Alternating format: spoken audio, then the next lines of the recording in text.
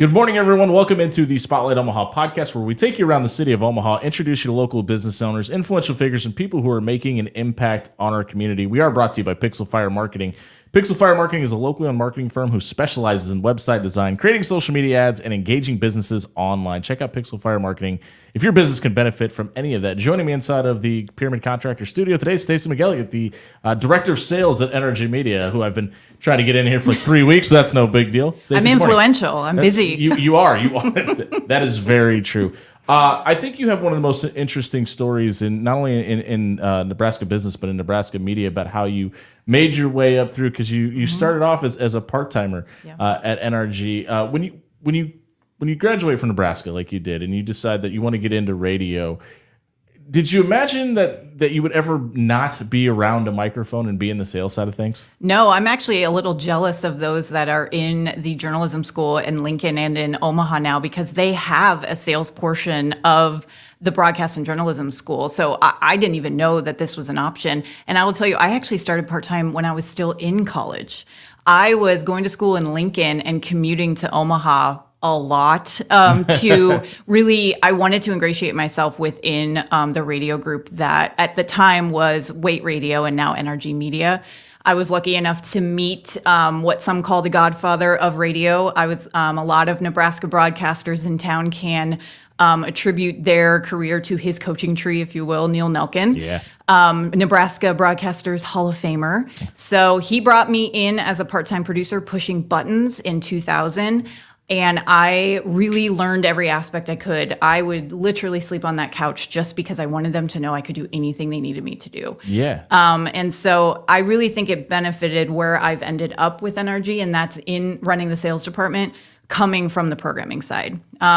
Do you think working on air and having that experience helped you when you were talking to clients about how it could benefit building their portfolio? Absolutely. I think there is an understanding of the connection that the on-air host and the audience has that I'm able to relay in a different way because I've seen it firsthand. Mm-hmm. I love telling the stories of people calling in and saying, I want the truck Kevin Kugler's driving from O'Daniel Honda. Okay, it's this truck. No, literally the exact truck that Kevin Kugler's driving. Okay. And so just seeing the passion. We love our listeners. Yes, yeah. Seeing the passion and the connection, I do feel like coming from almost 7 years of programming before I went into sales, I'm able to really relay that to potential clients. When we talk about your beginnings and when you first, because obviously you produced Unsportsmanlike Conduct and you did a ton of stuff on air, what did the conversations sound like when you decided, hey, I want to move upstairs, I want to be a part of the behind the scenes, I want to help make this place make money? Yeah, so I to be honest, Neil, even though he was my on-air boss, he didn't necessarily encourage me. He kind of planted the seed. I think he was starting to see that I was hitting a ceiling. And Sure. I was getting a little unclear of what my path forward was in programming. I really had never expressed that I wanted to be like a sports talk show host. I was also DJing on Q98.5 at the time, Sweet 98.5. That wasn't my passion either. I enjoyed the heck out of it. But I think he saw my little bit of bossiness and my propensity, though, to really, yeah, I know, a little bit. But also how attuned I was to the messaging and staying on clock and making sure that our partners and our clients were getting what they paid for. And Neil, had said, you're from here. You could have a connection with the potential local partners. And he named some. I won't say who because I have gotten them on since. But there were some partners he wanted on. And he basically gave me that challenge. And at the time, our general manager was Jim McKernan, who's actually now with WWT. Yep. And he took a chance and allowed me to move into being an account executive in the sales department. You made an interesting point there about being from here. And we talked to Tom Chattel about this the other day. And when Marty Cordero was in here with this, we brought this up. And it just feels like when you're from here and you're trying to earn a business's trust or whatever it may be, you have to earn it. It means more in Nebraska when you could say, hey, I'm also a Nebraskan, or this is how we're benefiting Nebraska. Do you have a story or stories in which, there was a local business that, it meant more to them to be on a local radio station versus a national broadcast? I think there's numerous, but from from Husker Hounds, which obviously that's very, you know, he hadn't done a lot with us, and my sports enthusiasm and just my connection to even some Westside High School is where I went, and there were a lot of athletes that come up through there, and having some specific stories about athletes I grew up with. Tough nut to crack. A little bit. Yeah. Rezacs, all them. Yeah. Yeah. But I think it's more even just about what you do in sales is you do want to find that connection. Yeah. And when they're from here and you can tell that there is a passion of being from here and the roots they've created in the community, I'm able to tap into those while still being authentic. Sure. So I'm not fishing for, you know, little drops to drop in just to try to prove myself. I'm authentically telling them about my experience in the community as well, saying names that they recognize, saying terminology they recognize, and, you know, graduating a Husker, being a Husker fan, just talking about all the trips my family and I took to bowl games and to Ames every year when we were in the, you know, Big 12. Yeah. And I think it gives that authenticity of the local that really then they feel like they're sitting with someone and having a conversation instead of being sold something. You know, it's an interesting point too, because you've used a lot of sports terminology, but there's a lot of other houses inside of NRG Media when we talk about the Keg and La Nueva, Power 106.9, Sweet 98, and obviously Coil. Was there an adjustment period for you that was difficult? That, hey, I'm not just a sports person here. I'm not just on the zone anymore. I've got to help these other places benefit as well. Yeah, and honestly, that was more internal than external because I did get the benefit of being on, even though that isn't when people introduced me, and even Neil, that's not part of the big story. But I was actually we had a station, now it's Power 106.9. At the time, it was 106.9 The City. I was the night person. I don't remember that. Okay. Oh, it was such a good station. Sure. I have a mixed CD I took from it before it flipped. It was kids, ask your parents what a CD is. Yeah, Bright Eyes was on there. Like, oh, it was so good. The Faint. Ugh. Anyway, I was a night person, 7 p to midnight. And then on Sweet 98, Q98 as well, I was able to be night, occasionally overnights and weekends. And then on News Talk 1290 Coil, one of the, how I got my chops in producing, we have brokered shows, still do on that station. I produced all of our live brokered shows from 9 a.m. until about 2 p.m. every weekend. So I had my experience on those other stations. Plus, this is what I like to say. I'm from Omaha. I was raised on Sweet 98. Yeah, me too. So, yeah. I miss Sweet Stock. We could talk about that. Yeah. There is a story there. I want to listen. It's obviously. I mean, I work on 1620 The Zone, but it's a brokered show, and a lot of people don't. It's not really a pundit to put out there. Hey, listen, this is a bought airtime, because I mean, it doesn't benefit anybody. But when we talk about the benefits of a brokered show, and it seems like sometimes they're far and few between. Sometimes there's a lot of them. It's different.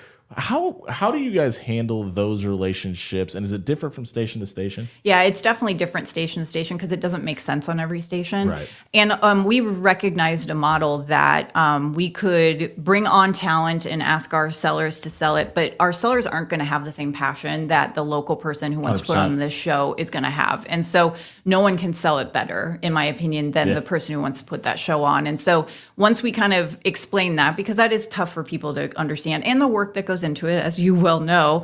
It's a lot. It's a lot. But what I do, and that is also where my programming knowledge has really come in handy. So when I first moved into sales, that is how I actually had success initially in sales. I went and sold basically every brokered program that was on Coil at the time, because I knew exactly what they needed to do. I could explain everything, lay out the clock, help them get advertisers, build packages for them, and help them, quote unquote, sell, because I had the understanding of what they were trying to execute as well.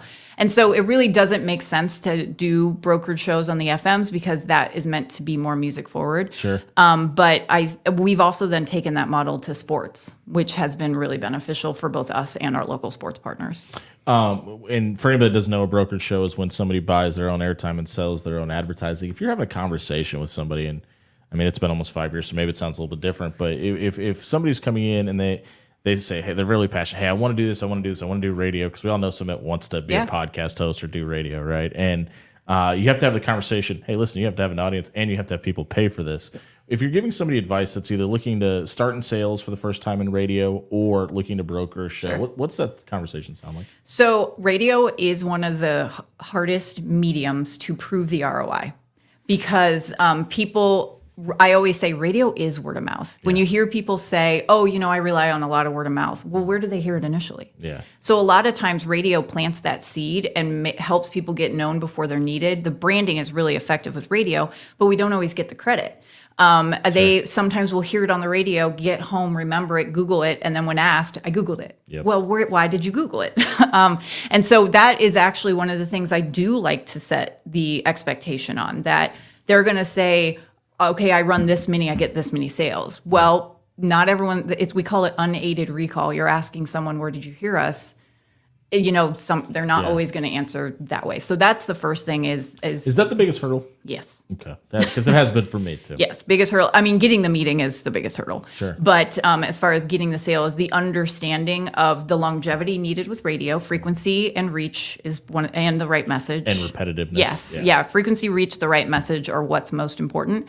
But proving the ROI is going to be one of the most difficult. And I think then overcoming the perception that no one listens to radio anymore. So I know it's crazy. So I'm going to ask you a question real quick. So 18 to 49, I think a lot of people would assume that adults 18 to 49, the younger audience, they don't listen to radio. If I were to ask you what percentage in a recent survey of 18 to 49-year-olds listen to radio each week, what would you think it would be? 73%. 81%. Okay. If I ask the same, 18 to 49 are watching linear TV, what do you think the number is? 60. 58%. Yeah. So AM, FM radio far surpasses linear TV now. Which is crazy because I think everybody's cutting the cord, right? Mm-hmm. And there's a different way to consume that product. And we're catching up with Stacie McElligott, the Director of Sales at NRG Media here on the Spotlight Omaha podcast, brought to you by Pixel Fire Marketing inside the Pyramid Contractor Studio. If somebody comes to you and...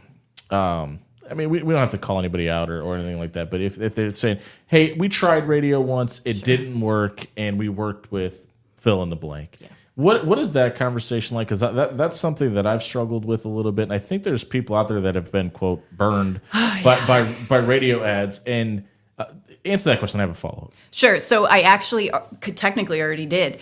I would dig in to find out what their message was, what they were airing on, what the amount of frequency was, and then who they were trying to reach. So message is as important as frequency. Say if you have a male-dominated message that's running on Sweet 98, that's not going to get you what you need. I have so many people that call in and say, I want to try it for 2 weeks. And I say to them, I don't want to take your money. Yep, that's... because that's not how branding works. What do you think the minimum contract for maximum value is?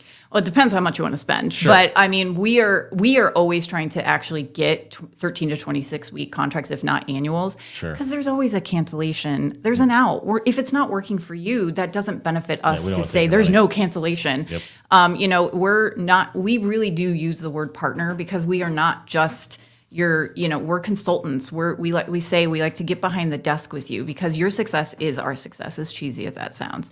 I'm not saying that event marketing that's 4 weeks at a time can't be beneficial. That's not what I'm saying at all. We're talking about maximum. Max, yeah. If you want to spend $500 over 2 weeks, again, I just don't want to take your money. Now, if you are focusing specifically on zone stream, you're trying to reach specifically men, 1620 of the zones streaming, you could do a lot of damage with $500 over 2 weeks and run a lot of ads. Absolutely. Well, and that's an interesting point too, because I think when we sit down with folks and we say, hey, we are a radio station, we are a radio show, it's so, I hate to use this word, but archaic, right? Because there are so many avenues now. I mean, we're doing this live across 5 different platforms and none of it is radio and it's being consumed at a high level. But so is everything that's being done on AM and FM radio right now with streaming and podcasts and video and all of that. Is it difficult to paint the picture because it is kind of still a new concept of, hey, not only are you buying radio space, but you're also going to be live on the internet. You're going to be there's going to be a podcast version of this that's going to live on the internet afterwards as well. Is that something that's kind of being a struggle to understand from a consumer standpoint? No, it actually less for the consumer, more for our actual sellers because we are no longer. You asked like, what's our moniker? It used to be Great Local Radio. We're no longer just a radio station. Right. We also have podcasting. Streaming audio is huge. And AM FM radio was in the perfect position to transition to streaming audio. It doesn't have to be music on Spotify. 1620 Zone's radio replays and our streaming audio would surpass most people in the state, I would argue. Check out After Hours. Yeah, but you're part of our platform. That's right. So I would say that we are no longer just selling radio. In fact, I actually hired recently some people from the Omaha World Herald who I hired because of their digital marketing knowledge. Yeah. They have both said to me how surprised they are that when they make calls and they are following up on leads, how much people want to talk about radio. So they don't just want one thing. We are trying to sell a comprehensive plan that can hit them every way they're listening, every way they're consuming. It's all about content, not just advertising. Where do you think that transition comes from? And obviously, it's probably different based on where you're located and who you're targeting. But the thought process of, hey, there's this kind of untapped market out there. What we're doing is changing. Was there a shift in the business as a whole? Was it a little more unique to NRG? How did that all come about? I think NRG. Not every radio station pivoted as quickly as NRG. I'm not going to pretend NRG was the first to pivot. Sure. We had the benefit. I keep talking about 1620. Swear we have other stations, but 1620 was actually one of the first streaming sports stations in the country. We got grandfathered in and were able to stream before many others. And so we were kind of dipping our toe into that land before others. And we understood a little more quickly than others that our streaming product had to be as good as our on-air product. Because a lot of people, if you would listen to the stream, it wasn't good quality. Then we had to combat that once people did start. It's a learning curve. Yeah. Then we had to combat once people did start streaming, radio stations were giving away the ads because it is a different ad set because of royalties. We're not playing the same thing in the stream as we are on the air for commercials. Is that difficult for clients and partners to understand? Yeah. And that I use that phrase I just used, and that is get them every way they're listening. So say you have someone who is a car listener of the radio, but then when they get into their workplace, they may be using streaming audio. That doesn't mean it's a music consumer app. Yeah, it could be our own radio apps, and that's what we find. But then maybe over lunch, they're back in the car, but then in their workplace, they're consuming a different way. And so we want to hit them every way they're listening. When you come out of a pandemic and you're as strong, if not stronger, than you went into it, and I think everybody that survived it as a business or even grew found some way to do business differently. How did NRG Media find a way to do business differently during a pandemic? I would say the radio replays is when it really took off. Podcasting was very much a thing, but we hadn't taken our content and made it consumable in that way. And we put a real heavy push on making our content consumable to more appointment listening, of listening when they want to. Since they weren't necessarily having that exact time they're in the car every day, they may be wanting to consume us at different times. We also got a little more usage with social and with communicating via social platforms and asking people to send in memories and things like that. So we were asking them to help us create the content because then they have like that sense of belonging with it. Sure. And we're catching up with Stacie McElligott, the Director of Sales at NRG Media here on the Spotlight Omaha podcast, brought to you by Pixel Fire Marketing inside the Pyramid Contractor Studio. If there's room for growth in the radio industry, specifically on the radio side, where do you think it is? I'd say it's getting back to local. It's more expensive, don't get me wrong, but NRG, that's one of the things that I really pride us on, is that even during COVID, we didn't reduce our local staff. A lot of people did. Yeah. We had no COVID layoffs. You added a show. Yeah, exactly. We had no COVID layoffs during, and radio really ebbs and flows when it comes to that. You'll see it across the country of a lot of local, then it comes back to syndicated or national. NRG has always really maintained a local atmosphere. Is every single person you hear on our radio local no, but for the most part, every station but one has a local feel to it. And it's different. You connect with the community differently. And so as a lover of radio, I fell into this at the age of 19. I really would like to see that connection come back because you see it growing even in younger people because they want to connect with, and somebody now they can relate to. Talent matters more than ever. I just was at a seminar last week, and that was one of my takeaways because they used to rely on radio to hear breaking news and new music. They can get that anywhere now. And there's this thing called the internet now. Correct. And now what they want is their talent. It's like they're having a conversation with their friend every day. My favorite thing about when we work with one of our clients is somebody will text me and they'll say, "Oh, so and so stopped in," and I'll be like, I don't know who that is, but Yeah. but that's what it is. You build a relationship with that person. I've told this story before. I found my divorce lawyer on 1620 The Zone just because I was like, hey, they know who the first running back in the draft is going to be. They probably should tell me who he was one of our hosts of Voice Alert too. I know who you're talking about. Yeah. So it's one of those things. It's such an interesting dynamic that you build a relationship, and they can almost become an extension of a friend or even a family to some point, depending on how long you've listened. And obviously, you've seen some of the best come through the door. I always say, if you ask someone what their favorite radio station is, they have an answer. If you ask them about any other media, they might say a news station program, but not the actual state, like the news channel. Yeah. But if you ask someone what their favorite radio station is, they have an answer because it's very personal. Usually a favorite host too. Yeah, it's very personal. If we're talking about 5-10 years down the road from now, with the advent of podcasting or having digital media available, where do you see radio being 10-15 years down the road? Well, right now we are. There's a bit of a battle going on within the government. Yeah, a little bit. Yeah, and so thankfully, I really do feel comfortable that the Keep AM Act will pass, and we are lucky that we have. Can you explain what that is for anybody that may not know? So I think that's a big deal. Yeah, it's a big deal. And so we forget how lucky we are. We are in a metropolitan area. And so, we have a lot of ways to get our news. But there is a lot of people across this country who don't have easy access to Wi-Fi, who don't have easy access to the kind of news we do. And they rely on AM radio in order to get that news and updates. So what's happening is there are car manufacturers, as they are getting more towards electric vehicles, they're trying to reduce space. They're trying to remove the AM/FM actual console out of the dashboard in order to save space and money. And so there is an act in front of Congress. It has support. I think it'll pass. It's basically it's a mandating AM radio in cars. And again, that's when you think about the disasters that have occurred in this, not just, the hurricanes, the fire in Hawaii. There are a lot, you'll read tons of stories of people, everything else was down, but AM radio was still working, and they were getting their news and updates of what to do via AM radio. So we are lucky in this state that the majority of our both Senate and congressional people have come out in favor. There's one who is for it but hasn't said it. I won't talk about it. But that's a different podcast. Yeah, but so that's really, really important, is making sure that AM and FM radio is accessible in the car.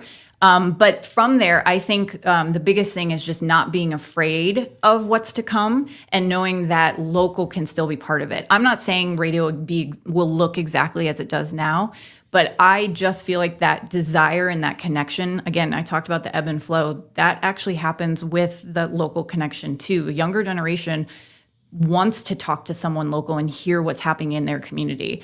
And I do think that radio will continue. Radio was supposed to be killed many years ago, over and over and over. So I personally feel like 5 to 10, you will still see radio in a very similar iteration as it is, but you might be consuming it even differently than we are now.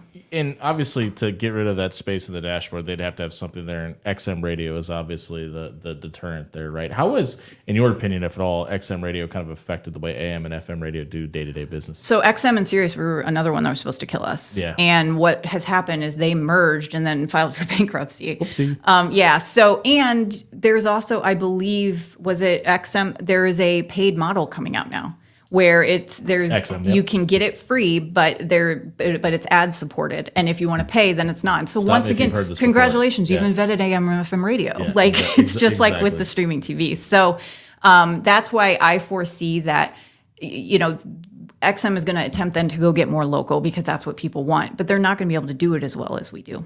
What is the biggest difference, in your opinion, between the stations that NRG has in-house, whether it be the difference between Coil and Sweet or KEG and La Nueva, et cetera, from a sales standpoint? If you're having a conversation with those people, what does that sound like? Demographic.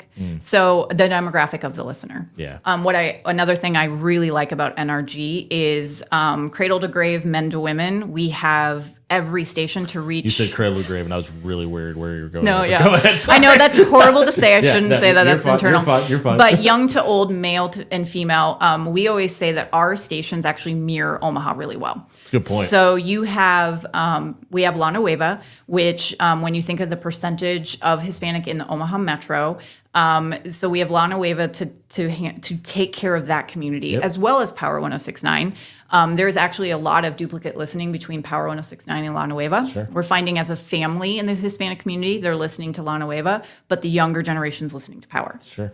And so then we have News Talk 1290, which is reaching, that older generation, the boomer and older. But then you have, I always say Sweet 98 and 1620 The Zone are married. So when you think about the demographic of those two audiences, when in advertising we say an adult, well, that's the male female of the adult. Yep. They have similar household incomes, similar job descriptions, similar number of kids.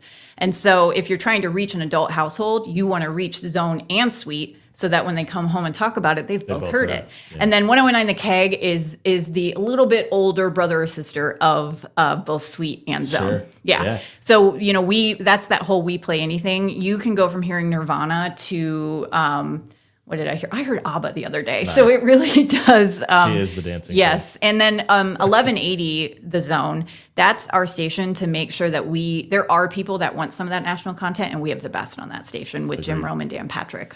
I want to talk about La Nueva for a second. So obviously it's one of the newer concepts in the building. It's obviously not new, but it's the newer of all the stations. How did that conversation come about? Who were some of the influential figures in getting La Nueva started? Sure. So I'm trying to remember. At the time, it's actually a GM that's no longer in our building, but it was exactly what I just said about the growth of the Hispanic community in Omaha Metro.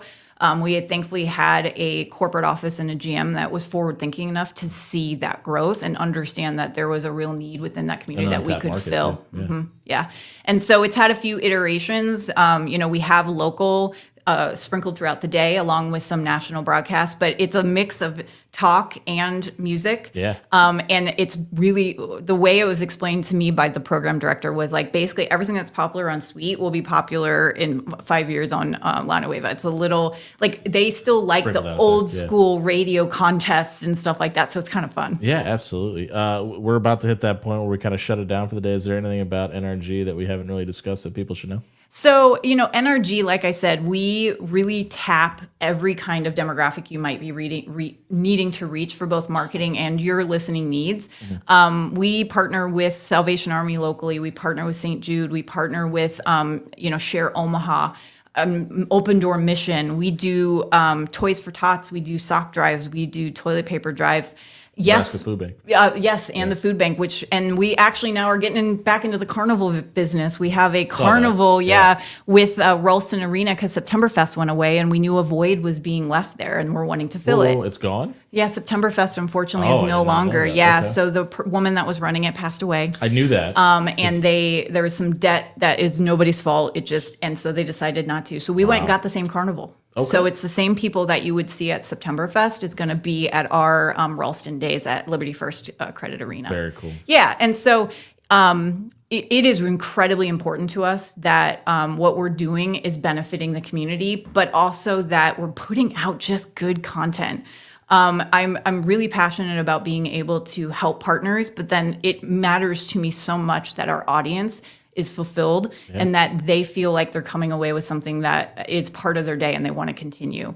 We talked about it earlier, but I would just ask everyone to shake that perception that no one's listening to radio. Yeah, it's incredible. It's not the case. There's so many people that are consuming radio every single day. The growth that we've seen in our show that didn't even exist half a decade ago it's been incredible, and we're getting more and more people to not only stick around after 6 o'clock, but people that have not even heard of the moms and the aunts that come in for the high school segments. They're like, oh, are you guys a new radio station? No, we've been here for a couple decades. Yeah, exactly. Yeah. And I would also just say, there's some potential scary times coming. There's words being thrown out about our economy that we don't know. That's been saying for a year and a half, 2 years, and it hasn't.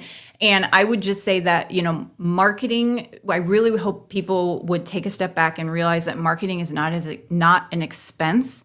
it is a tool in your toolkit. It's an investment. Yeah. When you go back and look at some of the worst economic times in this country, you see those people that completely pulled the marketing. You don't see them anymore, but the people who maintained the marketing are the ones that are still alive. And heck, if Nebraska Furniture Mart and McDonald's stay on every week, something's working. Agreed. They have name ID. So absolutely. and to be known before you're needed is what radio's best at. That's Stacie McElligott. She's the Director of Sales at NRG Media. Thank you for joining me today. Thank you. We're going to take a unique look at life insurance and building your portfolio tomorrow at 11. Join us back here on the Spotlight Omaha podcast, brought to you by Pixel Fire Marketing inside the Pyramid Roof Contractor Studio at 11 a.m. tomorrow. We'll see you in the morning.